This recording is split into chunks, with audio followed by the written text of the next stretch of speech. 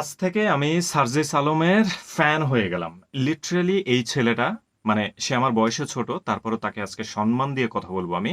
Sarjis Alam literally সেই স্টেজের উপরে দাঁড়ায় দাঁড়ায় এইভাবে হাত তুলে দোয়া করতেছেন ডক্টর শফিকুর রহমান হুজুরের জন্য। আপনারা সবাই জানেন জামাতে ইসলামের আজকে জাতীয় সমাবেশ হয়ে গেল সোহরাওয়ার্দী উদ্যানে, এবং স্টেজে এক পর্যায়ে তিনি কথা বলতে বলতে অ্যাবনর্মাল হয়ে পড়ে যেতে থাকেন, এবং সবাই এসে জাম্প করে উনাকে ধরে প্রাথমিক রেস্কিউ করা, তারপরে ফার্স্ট এইডের ব্যবস্থা করা, কি হইল না হইল সবাই চিন্তিত। স্টেজের উপরে যারা আছে সবাই দৌড়াদৌড়ি করতেছে, এরকম একটা সিচুয়েশন। পাশে সার্জিস আলম কিন্তু এই জিনিসটা দেখার পরে সেও আসলে ওই জায়গায় যেতে চাচ্ছিল, কিন্তু ২-৩ কদম যাওয়ার পরে সে আর যায় নাই। ক্লিপটা দেখলে আপনারা খুব ভালো করে বুঝতে পারবেন সে আর যায় নাই, ওইখানে সে ডিস্টার্ব করতে যায় নাই।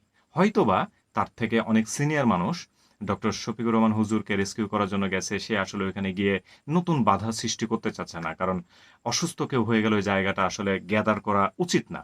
এই একটা ইন্টেলিজেন্সের পরিচয় দিছে first of all.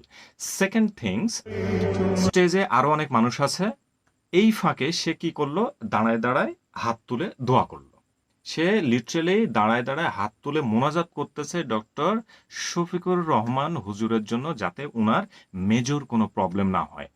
I am damn sure তিনি এই দোয়াই করতেছিলেন যাতে উনার মেজর কোনো প্রবলেম না হয়।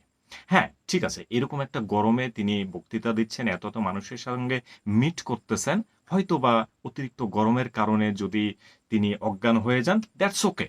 যেহেতু অজ্ঞান হয়েই গেছেন, তাহলে এটা যাতে মিনিমাম পর্যায়ে থাকে, হয়তো বা তিনি এই দোয়াটাই করতেছিলেন।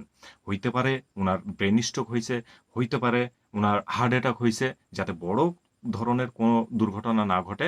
I am damn sure Sajis Alam দাঁড়ায় দাঁড়ায় এই দোয়াটাই করতেছিলেন। And literally I am fan after see this scene.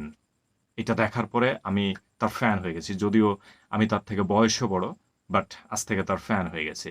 এবং আপনি বলতে পারেন যে এইটা ক্যামেরা, মানে ক্যামেরার দিকে নিজেকে ফোকাস করার জন্য সে এই কাজটা করছে না। দেখেন, এত বড় একটা ঘটনা এরকম ইনস্ট্যান্ট এরকম একটা সিদ্ধান্ত না, এটা একটা ডিফিকাল্ট ফ্যাক্ট।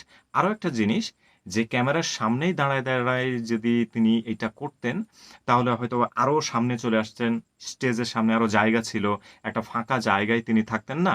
উনার সামনে ২টা মানুষ এসে ব্লক হয়ে গেছে, উনি ওইখানে দাঁড়ায় আছেন, সো আপনি বলতে পারবেন না ইট ওয়াজ অ্যাক্টিং, বলতে পারবেন না।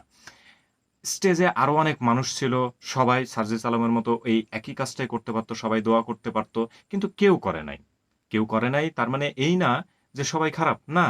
সার্জিস আলমের থেকেও তারা আরো মহান দায়িত্ব পালন করতেছিল, সবাই আসলে ব্যস্ত হয়ে যাচ্ছিল ওনাকে কিভাবে রেস্কিউ করা যায়, কি হয়েছে এটা দেখার জন্য। কিন্তু আমি এই পাশাপাশি এই জায়গাটায় এই সিনটা দেখে সার্জিস আলমের ফ্যান হয়ে গেছি। ফ্যান না হয়ে উপায় নেই। এই ছেলেটা যখন বিভিন্ন স্টেজে বিভিন্ন প্রোগ্রামে চিৎকার দিয়ে কথা বলে বা চিৎকার দিয়ে কি বলে বক্তৃতা দেয়, তখন এক ধরনের বোর কাজ করত। মানে কেমন মানে তার বডি ল্যাঙ্গুয়েজের সাথে যাচ্ছে না, কিন্তু তার যে এরকম সফট মাইন্ড আছে, তার একটা সফট মানসিকতা আছে, এটা দেখার পরে আসলে আর মানে এই ভিডিওটা তৈরি না করে থাকতে পারলাম না। এবং ভিডিও শেষে একটা কথাই আমার বলতে ইচ্ছে করছে যে রাজনীতির আগে যদি মানবতা আসতো তাহলে কতই না সুন্দর হতো। সবাই সবাই একটা মানুষের জন্য কতটা উদ্বিগ্ন, কতটা পাগল, একটা মানুষকে সেফ রাখার জন্য কেউ হাতে ধরে কাজ করছে, কেউ রেস্কিউ করার জন্য কাজ করছে।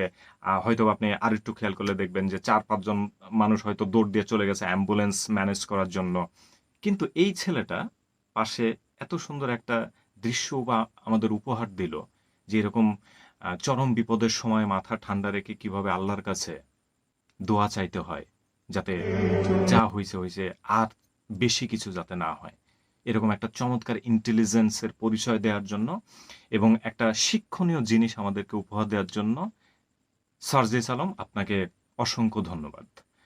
And literally from now I'm a big fan of yours, especially of this scene, especially of this clip যেটা আপনি দেখাইলেন। এটা আমি আর কখনো পূর্বে দেখি নাই। Thank you so much. Allah যেন আপনাকে ভালো রাখেন।